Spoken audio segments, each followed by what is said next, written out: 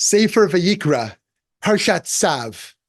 The beginning of our Torah portion tells us about some of the daily responsibilities of the priest in the tabernacle or temple. Leviticus chapter 6, verse 6 reads, "A perpetual fire shall be kept burning on the altar, not to go out." A Midrash in the name of Rabbi Nehemiah describes this ordinary task with wonder. For 116 years, he reports the fire kindled on the altar. The wood didn't burn away, and the copper surface of the altar was not damaged. Stories of miracles are a beautiful part of our tradition. What can we learn from our own lives from this particular commandment and the narratives that go with it? Rabbi Yehuda Aryeh Alter, a leader of the Ger Hasidic movement in the late 19th century, who's better known by the name of his books, the Sfas Emes, teaches that his commandment to keep a fire burning on the altar is really a commandment to keep a fire burning within our hearts.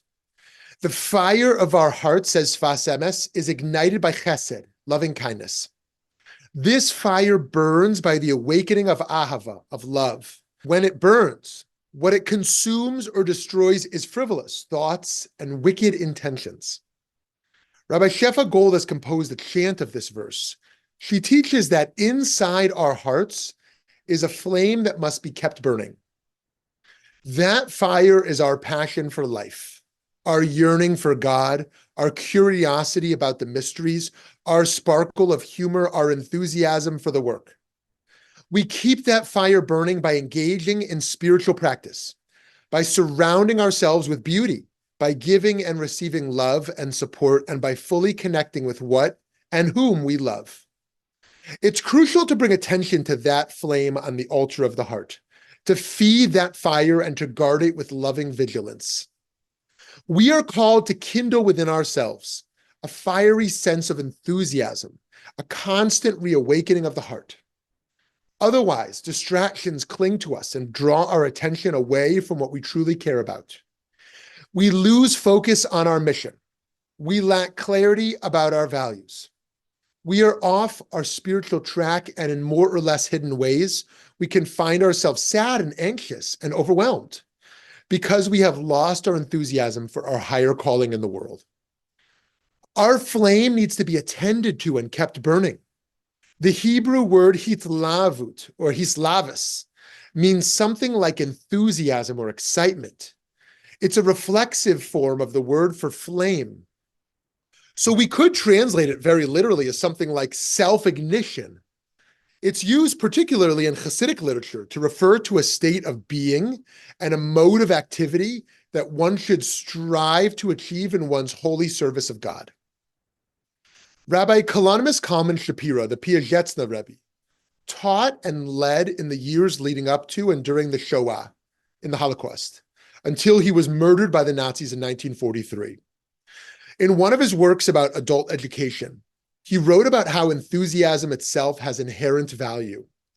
The Piazetzna Rebbe teaches that even if enthusiasm is not initiated from a holy source, it can bring about holy ends.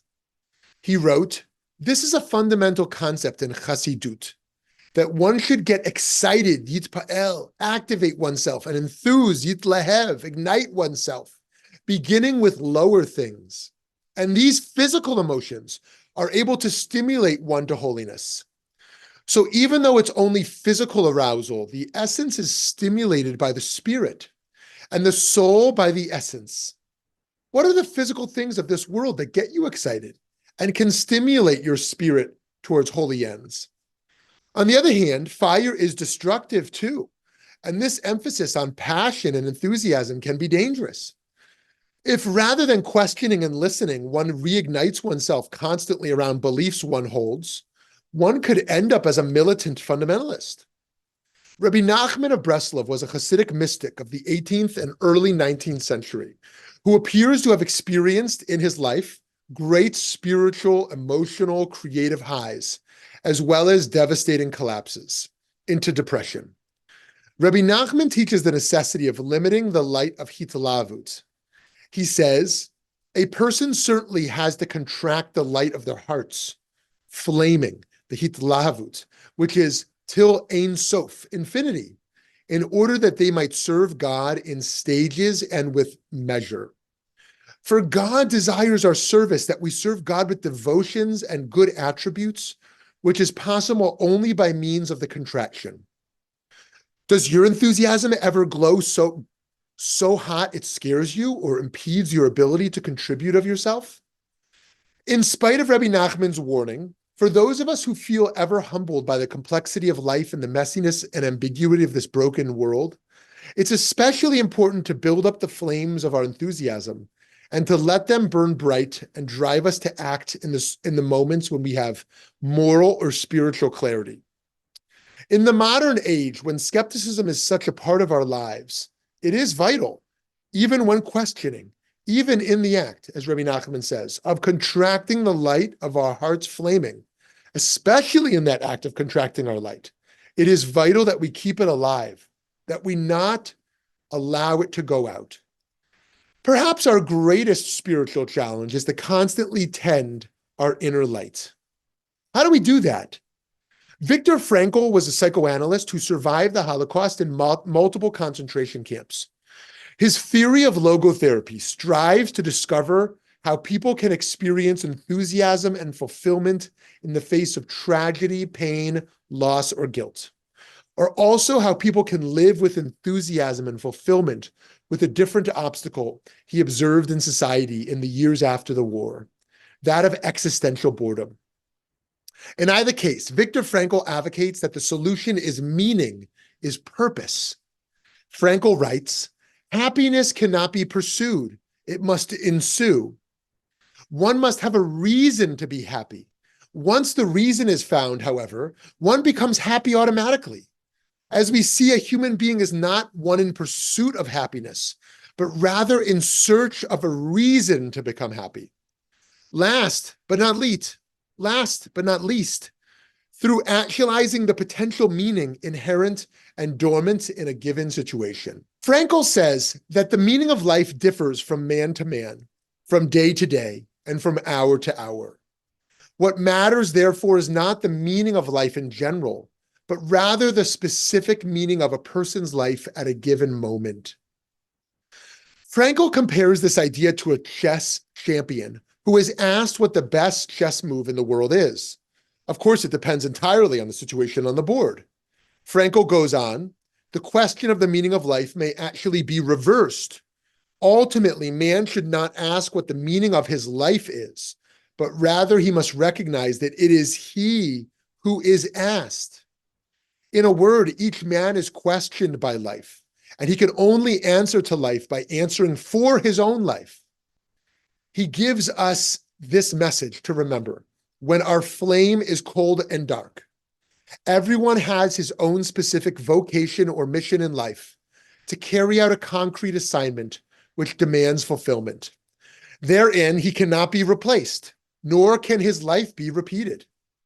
Thus, everyone's task is as unique as is his specific opportunity to implement it. When the Midrash tells us that a fire burned continuously on the altar for 116 years, it is not describing a fire burning in one place. It is not a static situation. The people of Israel carried the tabernacle with them in their 40 years of wandering in the desert, and then moved it from one spot to another in the promised land for generations, before it finally came to a stable home. We are not called to be static.